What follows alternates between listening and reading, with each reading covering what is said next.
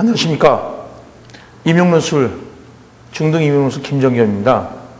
여러분하고 임용논술에 대해서 한번 이야기를 해보고자 합니다.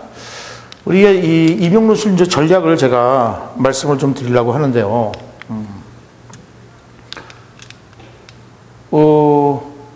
팩트와 임팩트로 저는 한번 나눠봤습니다. 팩트는 논술 기출문제겠죠. 당연히 우리에게 가장 중요한 것은 기출문제입니다. 근데 거기에 이제 임팩트는 뭐냐? 이 논술 기출문제를 적중시킬 수가 있느냐는 겁니다. 그러니까 우리가 아무리 1년 내내 교육학 공부를 하더라도 그 교육학 공부한 거와 그 논술 문제가 전혀 상관관계를 가지고 있지 않다. 그러면 결국은 못 쓴다는 거죠. 왜? 교육학 논술이기 때문에 교육학이 바탕이 돼야 된다는 거죠. 교육학이 바탕이 되지 않은 논술이 나올 수는 없잖아요. 근데 우리가 교육학을 바탕으로 하는 거기 때문에 교육학에 대한 공부를 하지 않았기 때문에 결국은 교육학 논술을 할 수가 없다는 거죠. 그러니까는 팩트는 시험입니다. 그럼 임팩트라는 것은 어떤 충격을 줘야 되는 건데 그 임팩트가 가장 임팩트가 줄 수 있는 것이 뭐냐? 그 적중입니다. 지금 여기가 2015학년도 중등 임용논술 시험 문제입니다. 교육 목적을 자유교육의 관점에서 논하라는 것인데 이거는 저 4월 11일 문제. 그러니까 작년에, 그러니까 올해죠, 올해 교육학 1, 2월서부터 시작해갖고 11월 달까지 하면서 4월 11일 문제하고 똑같습니다. 그 다음에 또 두 번째 나온 것이 교육과정 설계 방식의 특징이 시험에 나왔습니다. 이거는 여러분들 이제 그러니까 올해 교재 스캐폴딩 김정겸 교육학 논술 상권에 백워드 교육과정을 단독으로 끄집어내서 설명을 했습니다. 그 다음에 이제 학습 동기 향상을 위한 학습 과제 제시 방안, 이것도 시험 문제 나온 거죠. 근데 요거는 10월 6일 시험 문제에 출제를 했던 겁니다. 그래서 여기서 켈러의 ARCS를 쓴다든가 아니면 기대가치 이론을 쓴다든가 아니면은 구성주의 관점에서 동기를 유발시키기 위한, 동기를 향상시키기 위한 학습 과제를 어떻게 제시할 것이냐, 다양한 방법으로 쓸 수가 있는 것이죠. 그 다음 학습 조직의 구축 원리, 요거는 이제 여러분들 학습 조직의 구축 원리와 교육 목적을 자유교육의 관점에서 하는 거, 요 두 문제는 9월 29일 9회 문제에, 이건 최종 모의고사 문제입니다. 거기에서 두 문제가 또 다시 제가 얘기를 했던 겁니다. 요건 여러분들 잘 아시다시피 중등 논술은 그 지문 하나에 요 네 가지 논제가 다 들어가는 거 아니겠습니까?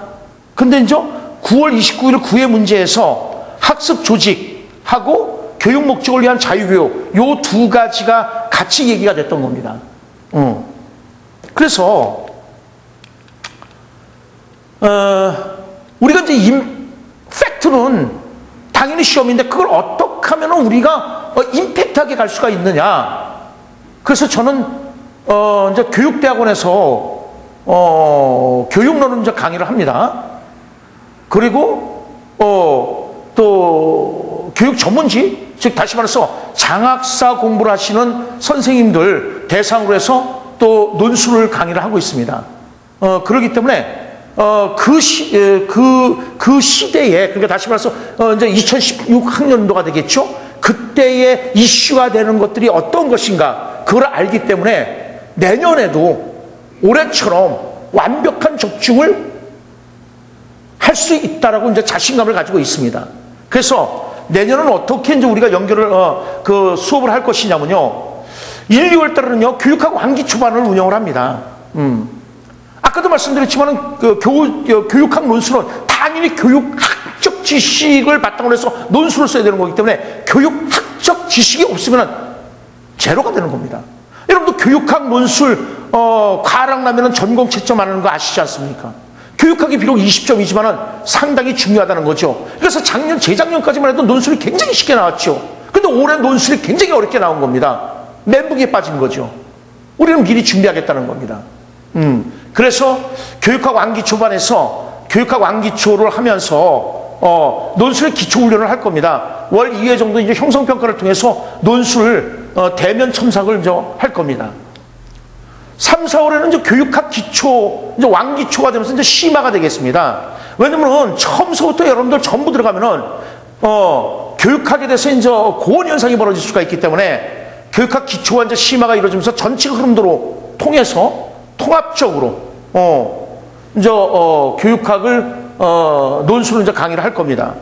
논술을 서론, 결론 쓰기 훈련을 할 겁니다. 본론은 이제 아직 안 하고요. 서론은 어떻게 쓸 것이고 결론은 어떻게 쓸 것인가. 작년도 그렇고 재작년도 그렇고 대부분 문제가 뭐냐면요. 서론을 어떻게 써야 될지 모르겠어요. 라고 얘기를 한다고요. 결론은 대부분 잘 써요. 근데 서론을 어떻게 쓸지 모른다는 선생들이 굉장히 많습니다. 그래서 서론과 결론 쓰기 훈련을 하겠습니다. 5, 6월 때는 당연히 교육학 기초하면서 심화 보충으로 이제 들어가겠습니다. 그래서 이때는 이제 웹 정리를 통한 통합 논술을 대비하겠다는 겁니다. 요즘은 여러분들 통합 논술이지 않습니까? 그래서 논술 하나 자체를 주고 그 사례를 통해서 다양한 이론이 빠지는 거 아니겠습니까? 그래서 이제 웹 정리를 통해서 거기에서 심리학에서는 어떤 얘기가 나올 것이고, 그 다음에 평가에서는 어떤 얘기가 나올 것이고, 이걸 같이 생각을 해보겠다는 거죠. 그 다음에 이제 개요도 잡기를 훈련시키려고 합니다. 그러니까 다시 말해서 논제가 주어졌을 때 그 논제 파악을 해서 이걸 서론, 본론, 결론에서 이걸 어떻게 쓸 것인가. 개요도 작성을 하면은 결국은 논술을 완벽하게 쓸 수가 있다는 겁니다. 개요들을 작성을 못하기 때문에 논술을 못한다는 겁니다. 그러니까 개요들을 반드시 작성을 해놔야 되는 거죠. 개요들을 작성을 안 하게 되면요, 결국은 배가 산으로 가는 현상이 나타날 수가 있습니다. 그러니까 여기는 논리적 흐름을 잡기 위해서도 필요한 것이 개요도를 작성하는 겁니다.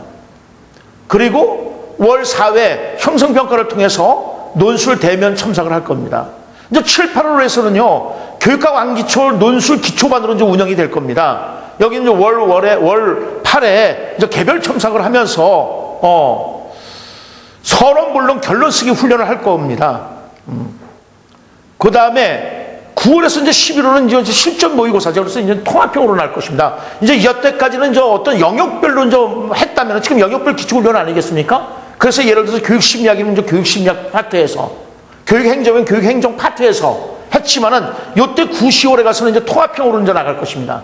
그래서, 논제, 요 보기 하나에 행정, 심리, 상담, 평가, 전부 다 들어가는, 그래서 논술 첨삭 지도하고 마인드맵을 통해서 글 전개 방식을 전달하고자 합니다. 그래서 이제 파이널 핵심 정리를 할 겁니다. 그래서 이때는 이제 핵심 키워드를 어떤 것을 쓸 것인가, 핵심 키워드를 어떻게 적용할 것인가 하는 훈련을 할 겁니다. 마지막으로요. 예. 그래서 제가 저의 바람은 그렇습니다. 저는 아직 유명하지 않습니다. 솔직하게 말씀드리겠습니다. 옛날에는 유명했었는데 유명해지지 않았습니다. 그래서 다시 명성을 되찾고자 발버둥을 치고 있습니다.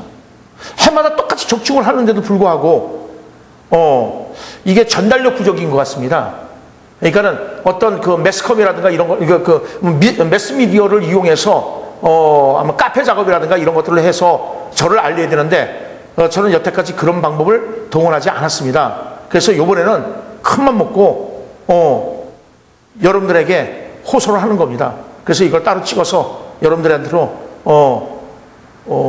보내드리고, 그래서 여러분들이 제 마음을 좀 이해를 해주시고 봐주셨으면 좋겠습니다. 고맙습니다. 감사합니다.